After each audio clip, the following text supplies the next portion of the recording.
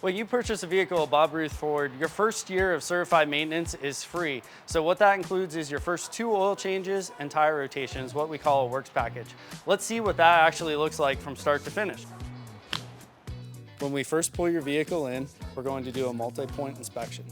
When we start the multi-point inspection, we're going to check all your exterior lights. We're going to check your wipers and washer system. And then we're going to pop the hood, check and top off all fluids, check your air filter, and then we're ready to raise your vehicle once we set the stands. Next, when we raise your vehicle up, we're going to do the tire rotation. Before we start the tire rotation, we're going to inspect your tires for wear and tread depth. Once we take your tires off, we're going to be continuing with the multi-point inspection and checking your brake pad thickness and any sort of abnormal brake wear. Once we then are done with the tire rotation, we raise it up the rest of the way to drain your oil and replace your filter. Once we have completed the oil change, we're going to lower the vehicle down and top the engine off with clean engine oil. That completes our works package under our certified maintenance program. We'll see you in 5,000 miles.